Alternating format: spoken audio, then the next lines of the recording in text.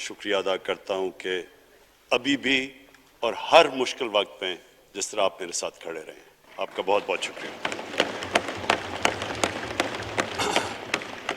میں اپنے پارلیمنٹیرینز، اپنی ٹیم کا، میں آپ کا شکریہ ادا اس طرح کرتا ہوں کہ میں نے جو آپ کی کل شام کو جو آپ کے حالات دیکھے تو مجھے یہ احساس ہوا کہ آپ سب کو بڑے دل سے تکلیف تھی کہ جو ہمارا وہ سینٹ کا یہ ادھر حفیظ شیخ کے الیکشن میں جب ہارے ہیں، تو میں جو آپ سب کو دیکھا تو مجھے بڑا اچھا لگا، مجھے ایک ٹیم آپ میں نظر آئی، اور انشاءاللہ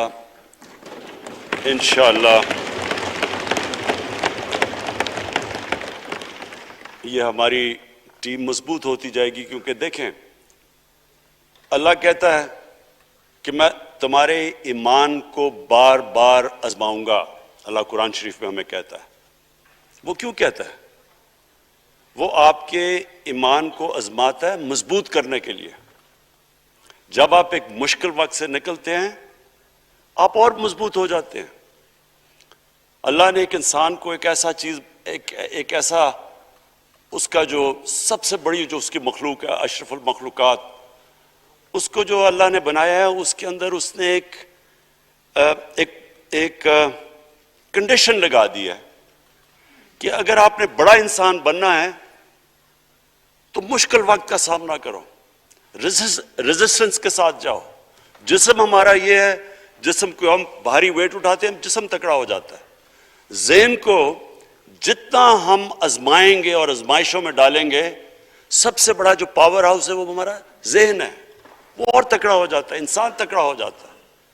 پارٹی بھی تب تکڑی ہوتی ہے جب وہ مشکل وقت سے نکلتی ہے۔ آپ نے کسی کو تباہ کرنا ہے تو اس کو آرام کی زندگی دے دو، وہ تباہ ہو جاتا ہے، ڈکے کر جاتا ہے انسان۔ تو میں اپنی پارٹی کو آج خراج تحسین پیش کرتا ہوں کہ آپ اس مشکل وقت سے نکلے۔ بڑے مجھے انڈیویجول ایم این ایز کا پتہ ہے کہ انہوں نے کتنی کوشش کی یہاں پہنچنے کے لیے، آج اس ووٹ کے لیے، تو میں اور مجھے کئیوں کی طبیعت بھی ٹھیک نہیں تھی، تو میں آپ سب کا آج شکریہ ادا کرتا ہوں۔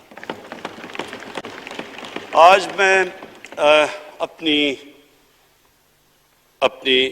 پارلیمنٹری پارٹی کے ساتھ بھی، اور جو میری عوام آج یہ دیکھ رہی ہے، میں اس کے سامنے جو بات رکھنا چاہتا ہوں وہ یہ کہ دیکھیں ہمیں یہ کبھی بھولنا نہیں چاہیے کہ یہ پاکستان کیوں بنا تھا۔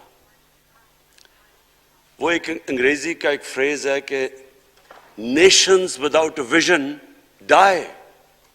قوم کا جب اپنا مقصد اپنے نظریے سے پیچھے ہٹتی ہے مر جاتی ہے قوم۔ قوم میں کسی مقصد کے لیے بنتی ہے۔ ہم اپنے وہ جب تک وہ پتہ نہیں ہم اپنے بچوں کو نہیں بتائیں گے، خود ہم جو آج لیڈرشپ ہے، میرا غلطی سے ہاتھ ادھر چلا گیا، ادھر کی لیڈرشپ میں کہہ رہا ہوں، جو ہماری لیڈر ہے اس کو پتہ ہونا چاہیے کہ یہ بہت بڑا عظیم خواب تھا پاکستان کا۔ علامہ اقبال کو نہیں پتا تھا کہ اگر پاکستان بنے گا تو آج جس طرح ہمارے 20 کروڑ مسلمان ہندوستان میں رہ جائیں گے تو وہ تو سارے پاکستان میں نہیں آ سکتے تھے۔ تو علامہ اقبال کا کیا وجہ تھی پاکستان خواب دیکھنے کی؟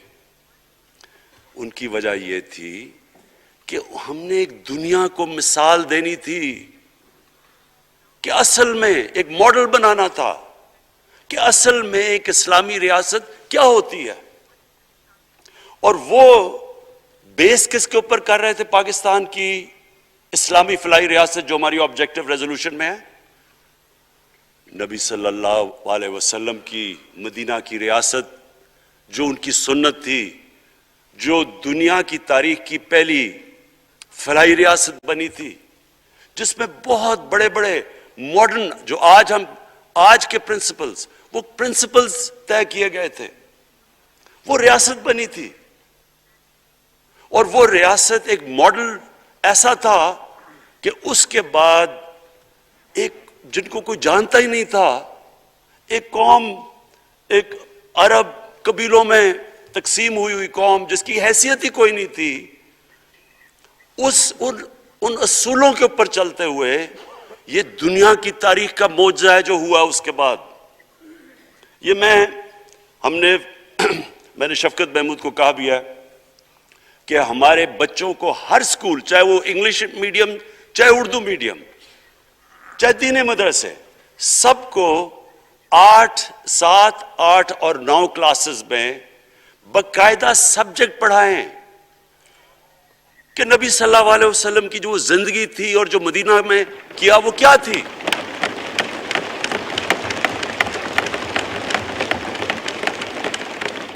تاکہ ان کو پتہ چلے کہ اس ملک کا مقصد کیا تھا۔ بڑے لوگ جو پاکستان نہیں چاہتے تھے وہ کیا کہتے تھے؟ وہ کہتے تھے کہ پاکستان تو بن گیا تو آپ نے تباہ، جو مسلمان ہندوستان میں رہ گئے ان کو آپ نے سیکنڈ کلاس سٹیزن بنا کے چھوڑ دیا ہے۔ آج بیچارے مسلمانوں سے کیا ہو رہا ہے وہاں؟ تو وہ لوگ کہتے ہیں کہ اگر پاکستان نہ بنتا تو مسلمانوں کی زیادہ طاقت ہونی تھی۔ ایک ہندوستان میں اس طرح مسلمانوں کا برا حال نہیں ہونا تھا جو آج ہے۔ یہ ایک آرگیومنٹ دی جاتی ہے۔ اور اگر ہم پاکستان کو جس مقصد کے لیے بنا تھا اگر ہم ادھر نہیں لے کے جائیں گے تو وہ ٹھیک کہہ رہے ہیں۔ یہ تو نہیں تھا کہ وہاں ٹاٹا برلا تھے جو اربوں پتی اور یہاں یہ شریف اور زرداری اربوں پتی بن جائیں، اس لیے تو نہیں پاکستان بنا تھا۔ یہ ایک بڑی ہمیں ری الائن کرنا چاہیے اپنے نظریے کی طرف، ہمیں اپنا رخ چینج کرنا چاہیے واپس، کہ یہ بڑا عظیم خواب تھا پاکستان کا۔ اور وہ جو تاریخ تھی، وہ جو اصول انہوں نے سیٹ اپ کیے، جن لوگوں کی حیثیت ہی نہیں تھی، یہ تاریخ کا حصہ ہے کہ اس کے بعد انہوں نے دیکھتے دیکھتے 15، 20، 30 سالوں کے اندر دنیا کی امامت کی۔ صرف امامت ہی نہیں کہ وہ تو منگولیوں نے بھی دنیا بڑی جلدی سے فتح کر لی تھی، چنگیز خان نے بھی بڑی جلدی اس کی فوجوں نے فتح کر لی تھی، 100 سال کے بعد وہ ختم ہو گئے تھے۔ انہوں نے ایک دنیا کی عظیم سیویلائزیشن، جو ٹاپ سائنٹسٹ تھے، سارے دنیا کے ٹاپ سائنسدان، ایک عظیم کلچر، اور سب سے بڑی بات جو میں یہ کہنا چاہتا ہوں، انہوں نے اخلاقیات، ایک مورل سٹینڈرڈ سیٹ کی دنیا میں۔ جب مسلمان گئے انڈونیشیا اور ملیشیا، وہاں تو کوئی مسلمان کی فوج نہیں گئی، وہاں تو کوئی تلواروں سے نہیں فتح کیا۔ مسلمان تاجروں کا وہاں کردار دیکھ کے لوگ حیران ہو گئے کہ یہ کون لوگ آئے ہیں جو بالکل ان کی morality ایسی، نہ وہ کوئی دغا بازی کرتے تھے، نہ وہ کوئی دھوکہ دیتے تھے، اپنی زبان پہ کھڑے ہو جاتے تھے۔ لوگ ان سے امپریس ہو گئے کہ کون سی قوم ہے۔ دیکھیں اسلام ہم غلط فہمی میں ہیں، یہ سمجھتا ہے کہ تلوار سے اسلام پھیلا تھا۔ اسلام پھیلا تھا کہ وہ ایک انسان کے کیریکٹر کو ریفارم کرنے آیا تھا۔ ہم جب اللہ سے مانگتے ہیں، ہم نماز میں ایک ہی چیز مانگتے ہیں کہ اللہ ان کے راستے پہ لگا جن کو تو نے نعمتیں بخشی، ان کے نہیں جو غلط تباہی کے راستے پہ چلے گئے ہیں۔ صرف نماز میں ہم یہ چیز مانگتے ہیں، ہر روز ہم پڑھ کے یہ مانگتے ہیں۔ یہ 2 راستے ہیں، ایک ہے تباہی کا راستہ، ایک ہے عظمت کا راستہ۔ نعمتیں کس کو بخشیں؟ اللہ کے پیغمبروں کو، اور جو دنیا کا سب سے عظیم انسان، جو دنیا کا سب سے عظیم لیڈر، جس کو اللہ نے سب سے زیادہ نعمتیں بخشیں، ہمارے نبی صلی اللہ علیہ وسلم۔ نہ کبھی اس طرح کا انسان آیا، نہ کبھی آ سکتا ہے۔ تو ہمیں راستہ بتایا کہ ایک ان کا راستہ ہے اور ایک دوسرا راستہ ہے، تباہی کا راستہ ہے۔ اور وہ جو ان کے راستے پہ چلتا گیا وہ ایک عظیم انسان بنتا گیا۔ ایک کتاب ہے، میں اپنے لوگوں کو ریکمینڈ بھی کرتا ہوں کہ دی عرب کانکویسٹ، وہ پڑھنے والی کتاب ہے۔ اس پہ بتاتے ہیں کہ جب مسلمان ایک دم دیکھتے دیکھتے دنیا میں پھیل گئے تو کوئی ایک آدمی نہیں تھا، ایک تو بڑے عظیم سپہ سالار تھا خالد بن ولید، لیکن وہ جو بھی بنتا تھا وہ جنرل عظیم بن جاتا تھا. وہ اس کتاب کے اندر لکھی انگریز نے ہے. وہ کہتا ہے اس کی کوئی ایکسپلینیشن نہیں ہے کہ یہ کیسے ساری دنیا پہ چھا گئے. نہ ان کے پاس کوئی لیٹسٹ ویپنز تھے, ایک طرف رومنز تھے, دوسری طرف پرشینز تھے, وہ تو سپر پاورز تھے, ہتھیار تو ان کے پاس تھے. نہ ان کے پاس ہتھیار, نمبرز میں بھی وہ زیادہ تھے, ان کی فوجیں بھی زیادہ تھیں, لیکن وہ ساری دنیا پہ پھیل گئے اور ایک ایسا سویلائزیشن بنا کہ زیادہ تر تو مسلمان نہیں تھے, وہ بھی ان کو مانتے تھے, کیونکہ ان کی اخلاقیات, ان کا عدل اور انصاف کا نظام, ان کا کیریکٹر, اس کی وجہ سے لوگ آئے ہیں. یہاں جو ہندوستان میں اسلام پھیلا ہے, یہ ہمارے جو بڑے بڑے بزرگ تھے, داتا صاحب, بلے شاہ, نظام الدین اولیاء اور بابا فرید, یہ لوگ تھے. ان کو لوگ دیکھ کے, ان کے کردار سے, ان کے انٹلیکٹ, انسانیت سے لوگ مسلمان ہوئے. تو ہم آج, میں جو یہ سینٹ الیکشن ہوا ہے, میں اپنی قوم کو یہاں, یعنی مجھے شرمندگی ہوتی ہے اسپیکر صاحب کہ ہم وہ کدھر وہ خواب اور کدھر بکرا منڈی بنی ہوئی ہے ایک لوگوں کو خریدنے کے لیے, اور سب کے سامنے. یعنی ہمیں ایک مہینے سے پتا تھا کہ پیسہ جمع کیا جا رہا ہے اس سینٹ الیکشن میں, اور مجھے حیرت ہوئی کہ الیکشن کمیشن کہتا ہے کہ جی یہ تو پتہ نہیں کوئی ہم آزاد انسٹیٹیوشن ہے, یا میں ان کی کوئی آزادی کے اوپر لے رہا تھا, یا جی بڑا زبردست الیکشن. اچھا کہتے جی بڑا اچھا الیکشن کروایا. یہ مجھے اور اس سے تو مجھے اور صدمہ ہوا ہے کہ اگر یہ الیکشن اچھا آپ نے کروایا ہے تو پتہ نہیں برا الیکشن کیا ہوتا ہے.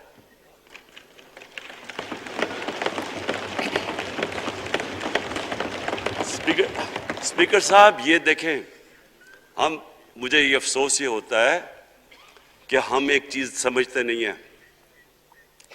ہم کہتے ہیں نا جی ہمارے معاشی حالات بہت برے ہیں. دیکھیں جی ہماری ڈیفیسٹ تھے, یہ ہمارے کرنٹ اکاؤنٹ, یہ جو بھی ہم کہتے ہیں, قرضے چڑھے ہوئے ہیں. یہ جو قرضے چڑھے ہوئے ہیں یہ ایک بیماری کے سمٹمز ہیں. بیماری کچھ اور ہے. اخلاقی طور پہ ہماری قوم کو تباہ کیا ہے, پھر معاشی تباہی آتی ہے. آج مجھے ایک ملک کا بتا دیں جس کی اخلاقیات اوپر ہو, جن کے مورل سٹینڈرڈز اوپر ہوں اور وہ غریب ہو. ایک ملک مجھے بتا دیں, اور کوئی ملک مجھے بتا دیں جتنا مرضی پیسہ ہو, وسائل ہو, سب کچھ ہو, لیکن وہاں کی بھی جو لیڈرشپ کرپٹ ہو, وہ مجھے بتا دیں کہ اس میں خوشحالی ہو. دیکھیں یہ ساتھ ساتھ جاتا ہے. اس وقت کیا ہوا تھا مدینہ کی ریاست میں, کیا انہیں کوئی سونا تیل مل گیا تھا, کیا ہوا تھا کہ ان کے پاس کوئی پیسے آ گئے تھے؟ کیسے وہ اوپر اٹھ گئے تھے؟ کوئی انہوں نے قرضے لیے تھے, کس طرح اٹھے تھے اوپر؟ دنیا کے عظیم لیڈر نے ان کی اخلاقیات اٹھا دی تھی. صادق اور امین,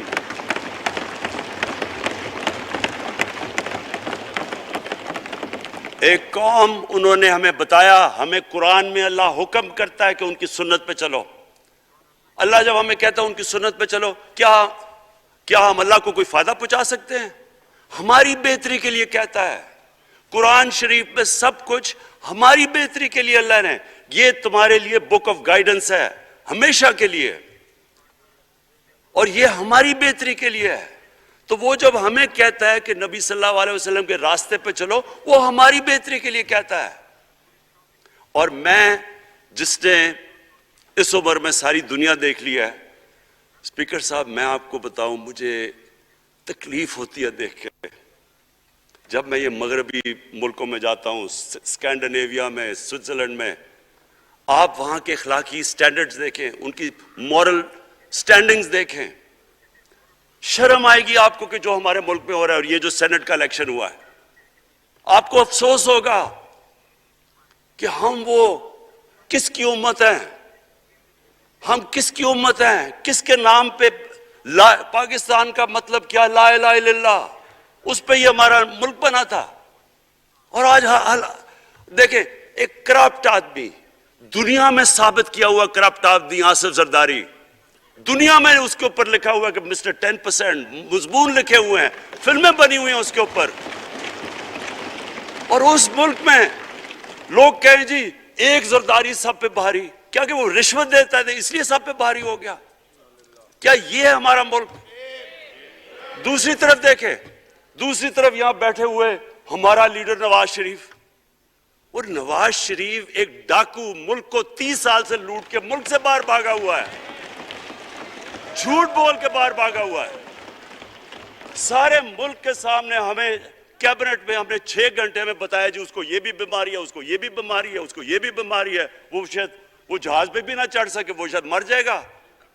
شیرین کے آنسو آ گئے کیبنٹ میں، اور شیرین کے آنسو آنے آسان کام نہیں ہے اسپیکر صاحب. تو ہم نے اس کو وہاں جیسے وہ جہاز پہ چڑھا، جیسے وہاں گیا وہ ایک دم بھی تبدیل، اور آج وہاں جا کے تقریریں کر رہا ہے، وہاں بیٹھ کے اسکیمیں کر رہا ہے، وہاں بیٹھ کے پلاننگ کر کے جی اسے اتنا پیسہ دو، ادھر پیسہ کھلاؤ. ساری ان کی ایک کوشش ہے، جب سے ہم 2.5 سال سے حکومت آئی ہے، یہ سارے بڑے بڑے ڈاکو اکٹھے ہو کے یہ سمجھ رہے ہیں کہ عمران خان کو کرسی کا اتنا شوق ہے کہ اس کے اوپر اتنا پریشر ڈالو کہ یہ جی ہمیں جس طرح جنرل مشرف نے این آر او دیا تھا یہ بھی دے دے گا. جنرل مشرف، فوج اس کے نیچے، عدلیہ اس کے کنٹرول میں، ساری میں کیونکہ میں ادھر ممبر پارلیمنٹ تھا اپوزیشن نہ ہونے کے برابر. جو اپوزیشن کے اندر جو مین آدمی تھا فضل الرحمان، وہ اس کے ساتھ ملا ہوا تھا، وہ 2 نمبر ہمیشہ سے تھا، رائٹ.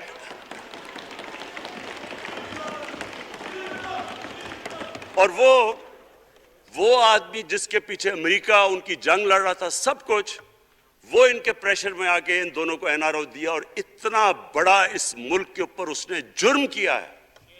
ان دونوں نے آ کے این آر او لے کے دونوں ہاتھوں سے ملک لوٹا. اس کے بعد دونوں نے اس ملک کے اوپر 4 گنا زیادہ قرضہ چڑھایا. اسپیکر صاحب 6,000 ارب سے ہمارا قرضہ جو ٹوٹل لائبلٹیز 30,000 ارب پہ پہنچا دی. آج ہمارے اوپر کیا مسئلہ ہے؟ ہمیں یہ قرضوں کی قسطیں دیتے ہوئے بیچارے لوگوں کے اوپر بوجھ ڈالنا پڑتا ہے. یہ جو مہنگائی ہے اس کے بعد میں بعد میں بات کرتا ہوں، لیکن میں پہلے یہ بات کمپلیٹ کر لوں کہ دیکھیں اسپیکر صاحب، میں یہ 2.5 سال سے تماشا دیکھ رہا ہوں. یہاں پہلے دن پرائم منسٹر بن کے پرائم منسٹر تقریر کرنے جا رہا ہے، کھڑے ہو کے تقریر نہیں کرنے دی. کیوں تقریر نہیں کرنے دی؟ کیونکہ ان کو پہلے دن سے ڈر تھا کہ یہ ہمارے جو کرپشن کے کیسز یہ معاف نہیں کرے گا. کرپشن کے کیسز ہم نے نہیں بنائے تھے اسپیکر صاحب، یہ سارے ان کے دور کے کیسز بنے ہوئے ان کے اوپر. آپس میں تو ان کا مکا تھا، اپنا نیب کا چیئرمین آپس میں مل کے کیسز ان کے بند کر رہا ہے. عدلیہ اس وقت کی عدلیہ وہ ان کے ہاتھ میں تھی، ان کو تو مسئلہ ہی کوئی نہیں تھا. وہاں $60 ملین آصف زرداری کا سوئٹزرلینڈ میں پڑا ہوا ہے، وہ جج کہہ رہا ہے کہ واپس لے کے آؤ. وہ یوسف رضا گیلانی جو یہاں سے سینیٹر بنا ہے، وہ پاکستان کا $60 ملین پڑا ہوا ہے سوئٹزرلینڈ میں، وہ جج کہہ رہا ہے کہ واپس لے کے آؤ. وہ کہتا نہیں جی میں نہیں خط لکھتا. بھئی آپ کے باپ کا پیسہ تھا، پاکستانی قوم کا پیسہ تھا، اس کے اوپر وہ ڈسکوالیفائی ہو جاتا ہے. وہ ایسے پھر رہا ہے جس طرح نیلسن منڈیلا کا ڈسکوالیفائی ہو گیا. اسپیکر صاحب میں یہ چیزیں آپ کو اس لیے بتا رہا ہوں، میں تو ان کو 30 سال سے جانتا ہوں. دیکھیں جب تک ہم اس ملک میں اپنی اخلاقیات ٹھیک نہیں کریں گے، مورل سٹینڈرڈز ٹھیک نہیں کریں گے، جب اس طرح کے الیکشن ہوں گے کہ کھل کے پیسہ چل رہا ہے اور ہم کہیں گے نہیں جی وہ پٹواری کیوں پیسے لیتا ہے، تو وہ تھانے دار کیوں پیسے لیتا ہے، وہ سرکاری نوکر، وہ تو بیچارہ جو نچلا طبقہ ہے وہ تو واقعی جس طرح شیخ رشید نے کہا ہے مہنگائی جو بڑی ہے بیچارے لوگوں کی تنخواہ میں گزارا نہیں ہو رہا. ان کو ہم کہہ رہے ہیں کہ آپ بالکل ایماندار بنیں. اور یہ جن کا اتنا ان کے پاس پیسہ ہے اسپیکر صاحب، میں آپ کو یقین سے کہتا ہوں ان کو خود نہیں پتا کہ ان کا کتنا پیسہ باہر پڑا ہے. اتنے 30 سال سے چوری کر رہے ہیں یہ پیسہ، اور 30 سال سے پیسہ چوری کر کے اب ان کی کوشش یہ ہے کہ عمران خان کے اوپر پریشر ڈالو سارے چور مل کے کہ جی کبھی ہم گورنمنٹ گرا دیں گے، کبھی ہم وہ نکلاتے ہیں وہ۔ آپ سوچیں فیٹف کے اوپر، اب فیٹف ہماری وجہ سے تو نہیں فیٹف پہ ہم گرے لسٹ میں آئے، یہ تو نون لیگ کے دور میں گرے لسٹ میں آئے ہیں۔ اب اگر فیٹف کی بلیک لسٹ میں پاکستان جاتا ہے تو یہاں سب کو پتا ہے کہ سینکشنز لگ جائیں گی، تو آگے مشکل سے ہم نے اکانومی کو سٹیبلائز کیا، مشکل سے۔ اگر بلیک لسٹ میں جاتا ہے تو اکانومی سیدھی نیچے۔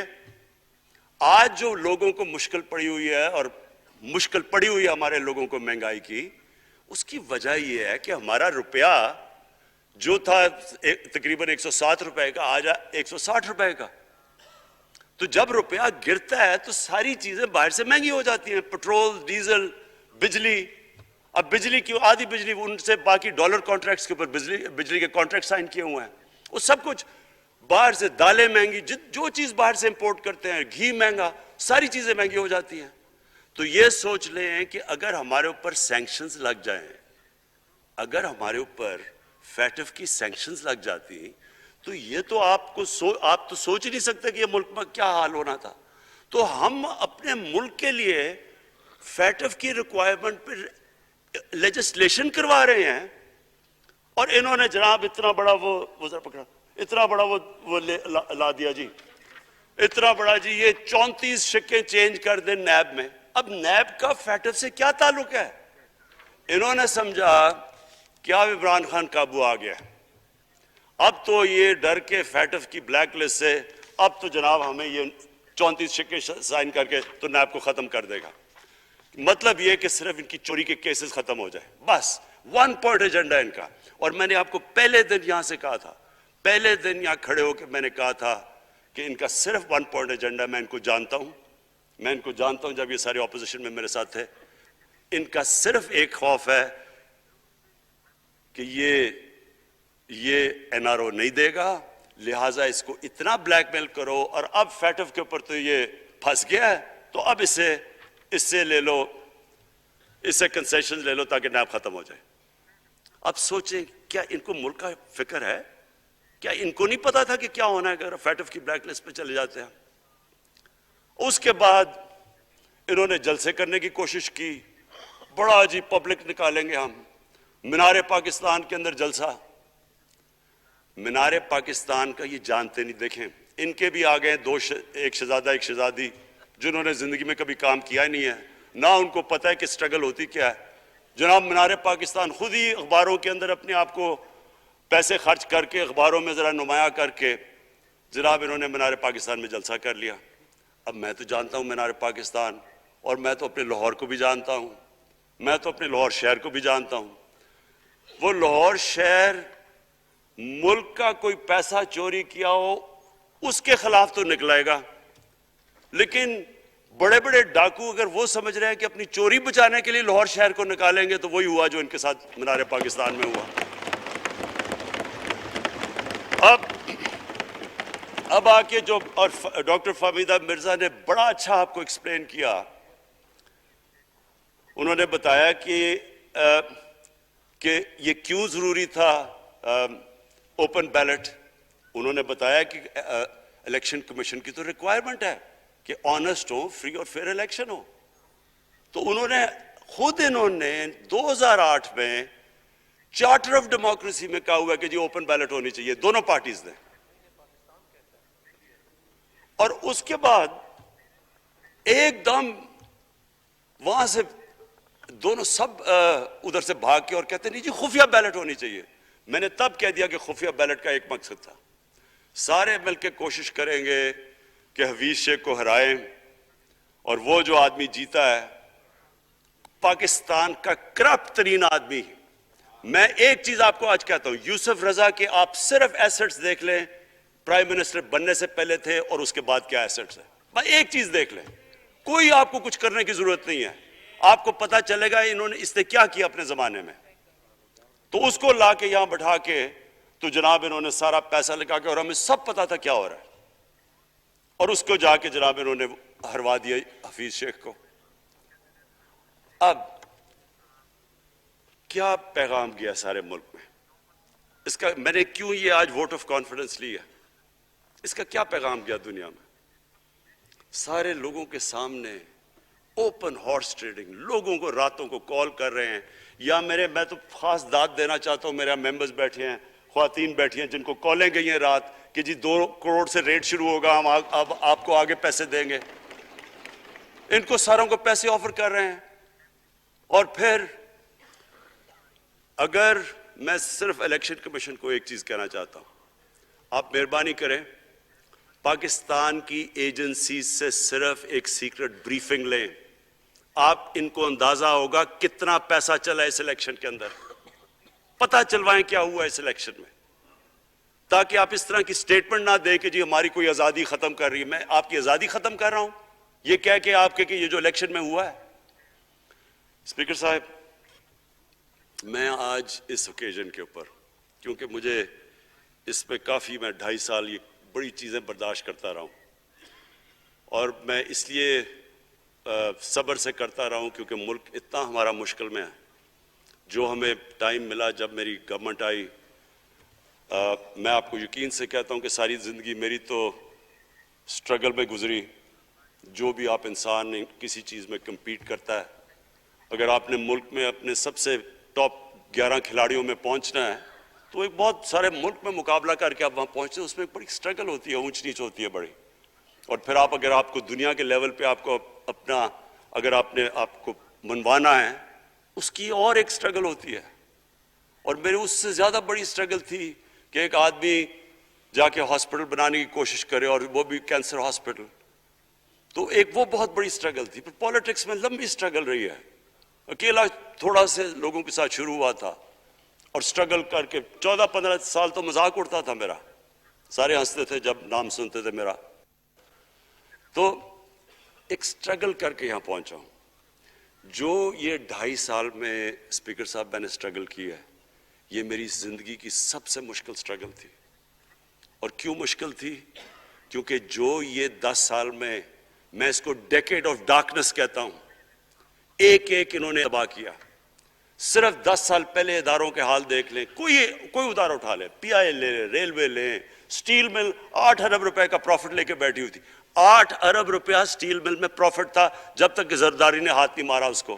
اپنا وہ ریاض لال جی فرنٹ مین رکھ کے ہمارے سامنے، میرے پاس آئے لوگ چیمبر والے، انہوں نے کہا جی یہ سٹیل مل سستی بلٹس اس کو بھیجا، اس کے تھرو پیسے دے رہا ہے. وہ سٹیل مل آج بند پڑی ہے. ایک ادارہ انہوں نے تباہ کیا.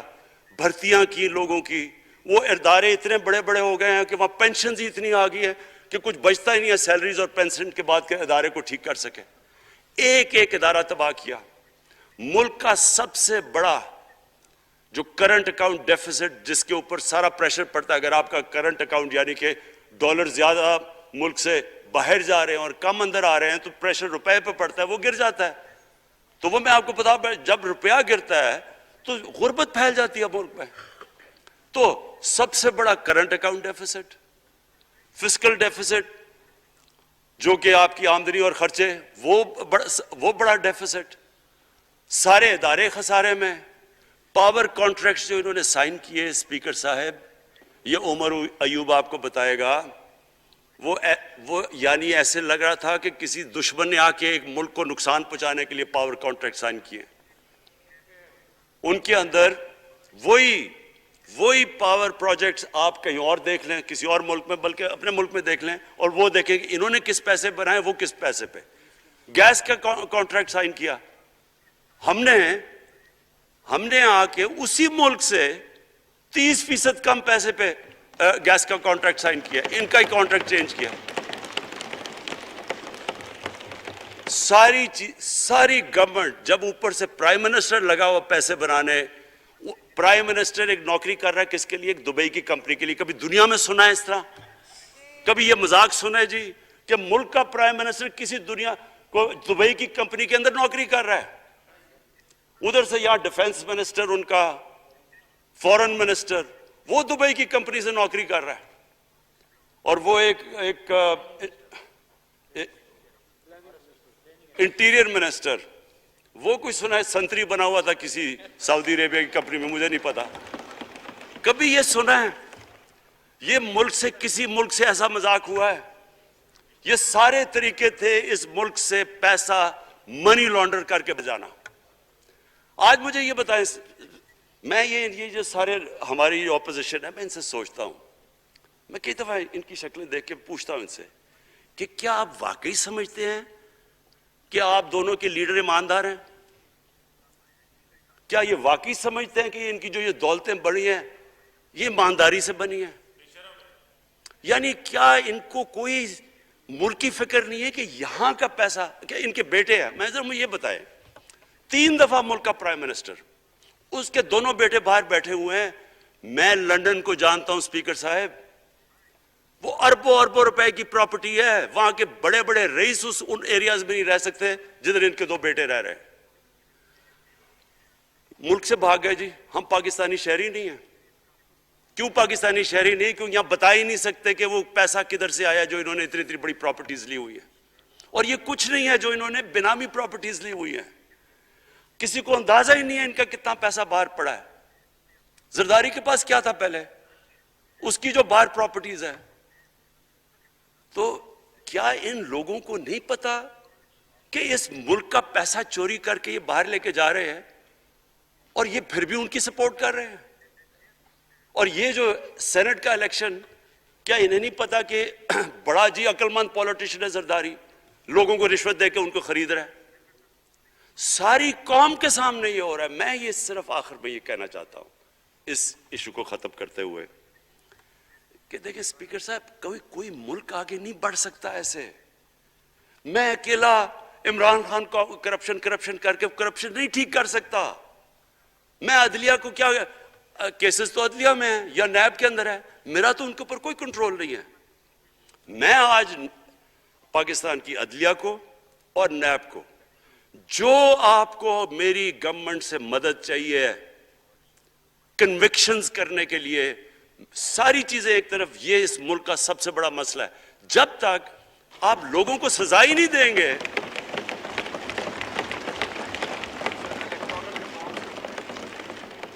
جب تک لوگوں کو سزا ہی نہیں ملیں گی.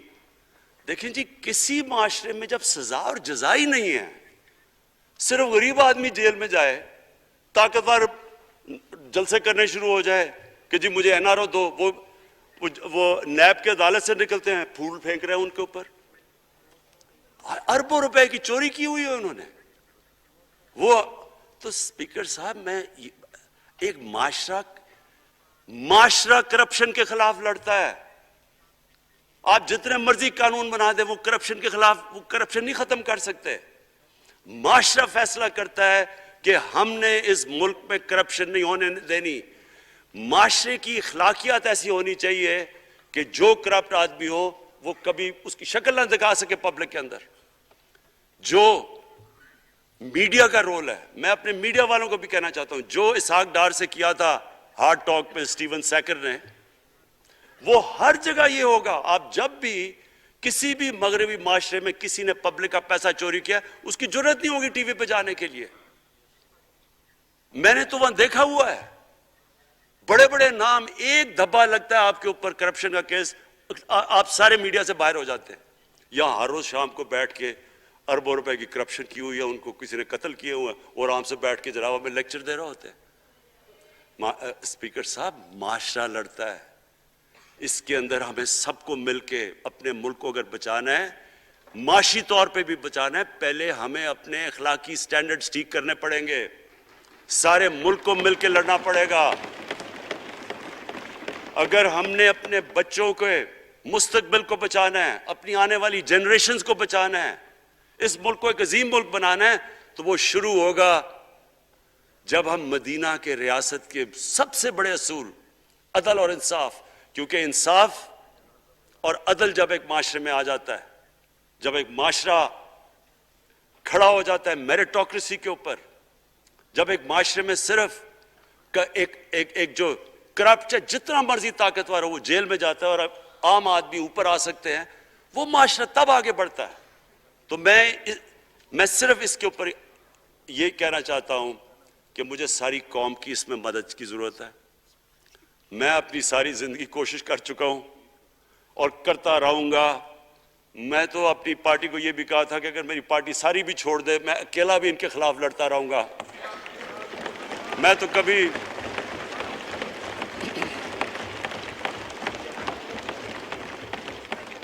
اسپیکر صاحب آخری گیند تک لڑنے والا کیپٹن تھا, آخری گیند تک لڑوں گا, وہ تو کبھی میں ہار مانوں گا نہیں. لیکن یہ وقت آ گیا ہے کہ ملک کو اپنے آپ کو بچانا ہے, آنے والی جنریشنز کو ہم نے بچانا ہے. ہم تب تک نہیں کر سکتے انفارچونیٹلی جب تک ہم سب مل کے فیصلہ کریں کہ یہ جو اوپر بیٹھے ہوئے ہیں جنہوں نے 30 سال سے ملک کو چوری کر رہے ہیں, ان کو ہم بجائے وہ صحافی جا کے کہہ رہے ہیں جی ہائی کورٹ کے اندر کی جی اس کو تقریر کرنی دینی ہے, وہ نیلسن منڈیلا جو باہر بیٹھا وہ تقریر کرنا چاہیے جی, پتہ نہیں عوام کو سننا چاہیے کہ وہ یہاں سے بھاگا کیسے, اس کے پیسے کیسے. یعنی کہ میں حیران ہو گیا تب. اور اب اسپیکر صاحب میں صرف مختصر بات کر دوں آگے کی. دیکھیں پاکستان ایک مشکل وقت سے نکل کے اب ہم ایک سٹیبل اور آگے بڑھنے کے سٹیج پہ آ گئے. ہماری اللہ کا شکر ہے, جو سب سے مشکل چیز ہوتی ہے کرنٹ اکاؤنٹ, بڑی دیر 17 سال کے بعد 5 مہینے پاکستان کا جو کرنٹ اکاؤنٹ ہے وہ سرپلس پہ چلا گیا. یعنی ہمارے جتنے ملک میں ڈالرز آ رہے ہیں اور جتنے باہر جا رہے ہیں, اللہ کا کرم ہے زیادہ ڈالرز آ رہے ہیں. ہمارا روپیہ خود ہی, ہم پیسے نہیں لگا رہے اس کو, خود روپیہ اسٹرینگتھ گین کر رہا ہے. یہ بڑا امپورٹنٹ ٹائم ہے کہ اس وقت, اور یہ اس کے باوجود کہ اس ملک میں کرونا ہوا, ساری دنیا کی اکانومیز کرونا میں بری طرح متاثر ہوئی, اس کے باوجود اوپر والے کے کرم خاص طور پہ, اور میں کہوں گا کہ ہماری جو ٹیم تھی, ہمارا جو جس طرح ہم نے مانیٹر کیا اور جس طرح ہم نے ڈیٹا بیس گیدر کیا اور ہم نے ہر ایک چیز فالو کر کے ہم نے جیسے اپنے لوگوں کو بچایا ہے. میں خاص طور پہ اپنی ٹیم یاسد عمر اور ہماری جو ٹیم تھی اپنی ڈاکٹر فیصل, میں ان کو خاص طور پہ خراج تحسین پیش کرتا ہوں. تو اس مشکل وقت سے بھی آپ دنیا میں دیکھیں اور جس طرح پاکستان نکلا ہے. اب دیکھیں آگے ہمارا چیلنج کیا ہے. ہمارا چیلنج یہ ہے کہ ہم اپنی جو ایکسپورٹس ہیں ان کو بڑھائیں, کیونکہ صرف گروتھ ایک ہی طرح ہوتی ہے, ایکسپورٹ لیڈ. اللہ کا شکر ہے کہ بیرون ملک پاکستانیوں نے ریکارڈ پیسہ پاکستان بھیجا ہے جو کہ ہمارے ملک میں آیا ہے ریمیٹنسز کے.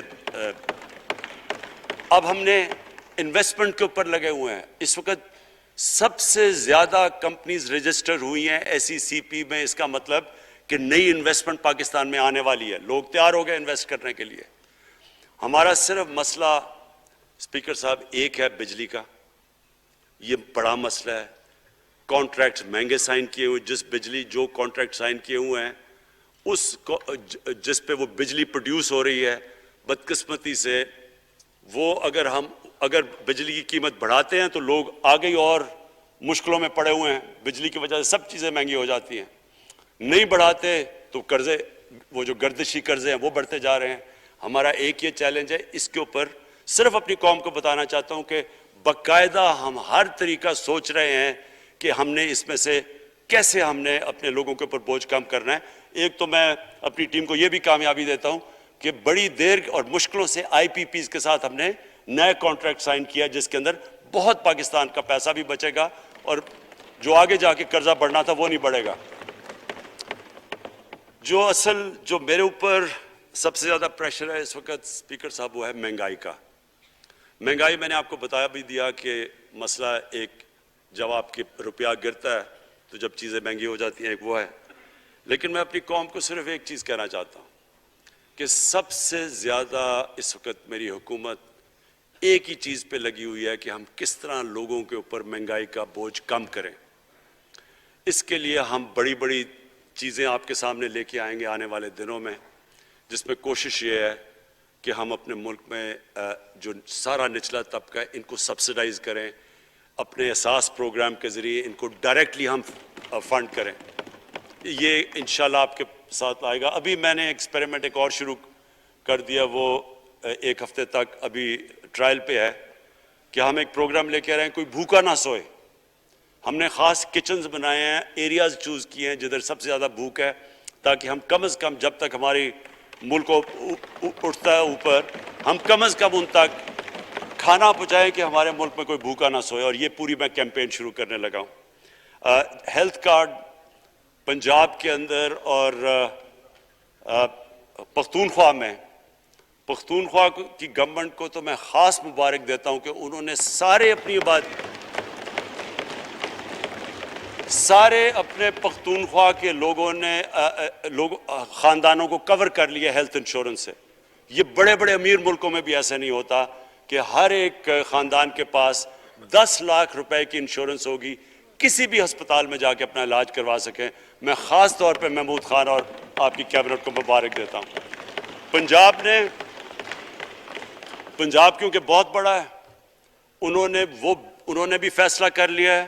عثمان بزدار آپ کی اور آپ کی ٹیم کو میں خاص مبارک دیتا ہوں کہ اس سال کے اینڈ تک وہ سارے پنجاب کے اندر ہیلتھ کارڈ پہنچا دیں گے. یہ ایک عام آدمی کے لیے سب سے بڑی، کم از کم جیسے جیسے ہم اپنے ملک کو اٹھا رہے ہیں تو کم از کم ہم لوگوں کی بنیادی ضروریات پوری کریں. اور جو کسان ہیں جی، کسانوں کے لیے ایک بڑا زبردست پروگرام لے کے آ رہے ہیں. اس کے اوپر بھی ہم نے بڑا برین سٹارمنگ کی ہے کہ کیسے ہم کسان کی مدد کر سکتے ہیں. پرابلم تو ہمارے پاس یہ ہے نا کہ جتنا ہم پیسہ اکٹھا کرتے ہیں، آدھا پیسہ قرضوں کی قسطوں پہ چلا جاتا ہے، تو پیسہ کم بچتا ہے. لیکن ہم نے فیصلہ کیا کسانوں کے اوپر ہم خاص زور دینے لگے ہیں تاکہ وہ بعد میں بات کروں گا. تو دو چیزیں اور جی. دیکھیں، میں قوم سمجھتی ہے نا کہ اب ہم کیسے یہ جو قرضے ہمارے اوپر چڑھے ہوئے ہیں ان سے کیسے نکلنا ہے. اس سے صرف ایک ہی طریقہ نکلنے کا کہ ہم اپنے ملک میں دولت کے اندر اضافہ کریں، ویلتھ کریشن کریں. اس کے لیے ہم کیا کرنے جا رہے ہیں؟ اس کے لیے ہم نے میگا پروجیکٹس بنائے ہوئے ہیں. ایک ہے راوی سٹی لاہور، دوسرا اس وقت ایک والٹن کے اوپر ایک ہم بزنس سینٹر بنانے لگے ہیں لاہور کا، وہ بہت میگا پروجیکٹ ہے. اور پھر تیسرا جو ہے ایک جزیرہ بنڈل آئلینڈ کراچی سے تھوڑے 1-2 کلومیٹر کے فاصلے پہ. ان سے یہ کیوں کرنے جا رہے ہیں؟ میں صرف لوگ سمجھیں کہ کیوں. ایک تو یہ ہمارے شہر پھیلتے جا رہے ہیں، جتنا شہر پھیلتا جائے گا نہ آپ ان کو سیوریج دے سکتے ہیں، نہ پانی دے سکتے ہیں، نہ صفائی کر سکتے ہیں. تو جو دنیا کے ماڈرن سٹیز ہیں وہ اوپر جاتے ہیں، یعنی وہ بلڈنگ اوپر جاتی ہے، بجائے اگر آپ پھیلتے جائیں تو مشکل ہو جاتا ہے سرو کرنا. تو ایک تو ماڈرن سٹیز پہلی دفعہ بنا رہے ہیں پاکستان میں اسلام آباد کے بعد. ایک وہ راوی سٹی، وہ بہت ضروری ہے. اس سے لاہور کا جو پانی نیچے جاتا جا رہا ہے وہ ہم وہاں بیراج بنا کے پانی اس کا بچانے لگے ہیں. اور دوسرا ماحولیات کے لیے وہاں ہم بہت بڑے پیمانے پہ اربن فارسٹ اور درخت اگانے لگے ہیں، کیونکہ وہاں لاہور میں بہت بڑا پرابلم ہے اس کا. وہی بنڈل آئلینڈ کا بھی مقصد یہ ہے کہ وہاں سارا سیوریج جا رہا ہے کراچی کا، اس کی سیوریج کو ٹریٹ کریں اور ایک ماڈرن سٹی بنائیں. بجائے کراچی پھیلتے پھیلتے حیدرآباد پہنچ جائے، ایک پوری اوپر سٹی بنائیں جو ایک ماڈرن سٹی ہو. تو لیکن اس کا اصل مقصد یہ ہے کہ اس سے پیسہ جنریٹ ہوگا، اربوں کھربوں روپیہ ہم جنریٹ کریں گے اور اس پیسے سے ہم پھر یہ قرضے واپس کریں گے. اور دوسری چیز، باہر سے انویسٹمنٹ آئے گی. بیرون ملک پاکستانی جو سب سے بڑا ملک کا اساس ہے، وہ باہر آ کے وہ ان کے اندر انویسٹ کرنے کے لیے تیار ہے، ان بڑے بڑے پروجیکٹس کے اندر. اور جیسے فورن ایکسچینج آئے گا، ہمارے ریزروز بڑے ہوں گے، ہمارا روپیہ سٹیبل ہوگا، اور اس سے جو ویلتھ کریشن ہوگی اس سے ہم پھر اپنے قرضے واپس کریں گے. اس کے علاوہ 50 سال کے بعد 2 بڑی ڈیمز بن رہی ہیں. پاکستان کی تاریخ میں صرف 2 بڑی ڈیمز تھی، اب یہ 2 اور بادشاہ ڈیم اور ممن ڈیم بنا رہے ہیں. یہ انشاءاللہ ان کے اوپر کام شروع ہو گیا ہے. لیکن مجھے جو آخر میں بات کہنی ہے اسپیکر صاحب وہ یہ کہ پاکستان کو آگے بڑھنے سے کوئی نہیں روک سکتا انشاءاللہ.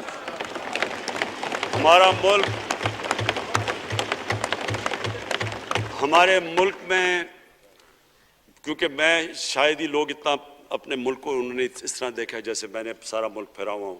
اللہ نے ہر قسم کی نعمت دی ہے. اس ملک میں جو پوٹینشل ہے شاید ہی کسی ملک میں ہے. اس کا جو لوکیشن ہے جیو اسٹریٹجک وہ بھی شاید ہی کسی ملک کے پاس ہے۔ 12 موسم اللہ نے دیے ہوئے ہیں، یہاں اوپر سے لے کے نیچے تک کچھ بھی اگا سکتے ہیں۔ زرخیز زمین ہے جس کو ہم صحیح طرح استعمال نہیں کر پا رہے کیونکہ ہماری ساری پروڈکٹیوٹی بڑی کم ہے، ٹیکنیکس بڑی پرانی ہے۔ چائنا کے ساتھ مل کے اس طرف بھی ہم جا رہے ہیں کہ اپنی پروڈکٹیوٹی بڑھانے کے لیے۔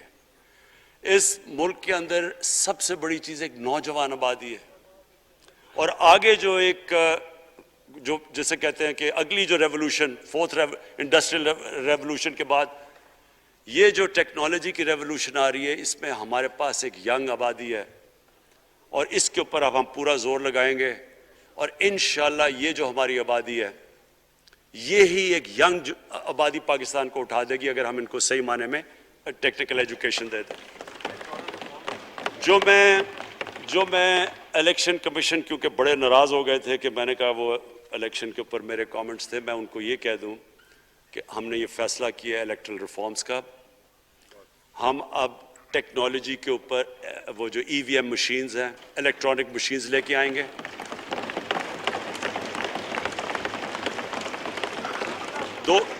دو چیزیں کر رہے ہیں، اوورسیز پاکستانیز کے لیے اب پورے لگے ہوئے ہیں کہ اوورسیز پاکستانیز بھی ووٹ ڈال سکیں، اور دوسری چیز الیکٹرانک مشینز لے کے آ رہے ہیں، اور کیونکہ یہ الیکٹرانک مشینز کے بغیر ہمیں الیکشنز نہیں کرنے چاہیے، نہیں تو جو ہارتا ہے وہ کہتا جی دھاندلی ہو گئی۔ ہم نے اس طرح کا سسٹم لے کے آ رہے ہیں کہ امریکہ کے اندر جب ڈونلڈ ٹرمپ نے کہا کہ الیکشن میں دھاندلی ہوئی ہے، سارے انہوں نے جب الیکشن کھولا تو ایک بھی وہ نہیں ثابت کر سکے دھاندلی ہوئی، کیونکہ الیکٹرانک مشینز تھی، ان کے پاس وہ سسٹم تھا۔ انشاءاللہ وہ سسٹم لے کے آ رہے ہیں تاکہ ہمیشہ کے لیے آگے سے یہ چیز ختم ہو جائے کہ جو ہارا تھا وہ ہار مانے گا، جو جیتے گا وہ جیت، جس طرح کہ انشاءاللہ ہماری حکومت کرے گی، جس طرح کہ ایز کیپٹن پاکستان دنیا کی کرکٹ کی تاریخ میں پہلی دفعہ نیوٹرل امپائرز میں لے کے آیا تھا۔ بہت بہت شکریہ۔ اسلام آباد سے آپ کو براہ راست آگاہ کر رہے ہیں، وزیر اعظم پاکستان عمران خان نے قومی اسمبلی سے اعتماد کا ووٹ حاصل کر لیا ہے، 178 ووٹ حاصل کیے، اور اس موقع پر وہ خطاب کر رہے تھے۔ ان کی جانب سے یہ کہا گیا کہ پاکستان کو آگے بڑھنے سے کوئی نہیں روک سکتا۔ انہوں نے الیکشن کمیشن کو مخاطب کرتے ہوئے کہا کہ الیکشن کمیشن مجھ سے ناراض ہو گیا، لیکن انہوں نے میں بتانا چاہتا ہوں کہ آئندہ ہم الیکٹورل ریفارمز کا فیصلہ ہماری حکومت نے کیا ہے، ہم الیکٹرانک ووٹنگ مشینز لے کر آئیں گے، اوورسیز پاکستانی بھی ووٹ ڈال سکے۔ ایسا انتخابی نظام چاہتے ہیں کہ جس میں جو جیتے وہ اپنی جیت کو اور جو ہارے وہ اپنی ہار کو تسلیم کرے۔ ان کی جانب سے یہ کہا گیا کہ ملک کو قرض سے نکالنے کا طریقہ ملک میں دولت میں اضافہ کرنا ہے۔ ان کی جانب سے یہ کہا گیا کہ مجھ پر اس وقت سب سے زیادہ پریشر مہنگائی کا ہے کہ ایک عام آدمی کی زندگی کو کیسے بہتر کیا جائے۔ انہوں نے کہا کہ سابقہ حکومتوں نے مہنگے ترین قرضے لیے اور بجلی کے کانٹریکٹ سائن کیے، جس کی وجہ سے بجلی ملک میں مہنگی ہوئی، اور جب بجلی مہنگی کی جاتی ہے تو ہر چیز مہنگی ہو جاتی ہے۔ ہر طریقہ سوچ رہے ہیں کہ کیسے اس صورتحال سے نکلنا ہے۔ ایک طرف ملک کے قرضے ہیں، دوسری جانب مہنگائی ہے، اور میرا سب سے زیادہ فوکس عوام پر ہے کہ مہنگائی کا بوجھ کیسے کم کیا جائے۔ وزیر اعظم عمران خان کی جانب سے سابق صدر آصف علی زرداری اور سابق وزیر اعظم میاں محمد نواز شریف کو بھی شدید تنقید کا نشانہ بنایا گیا۔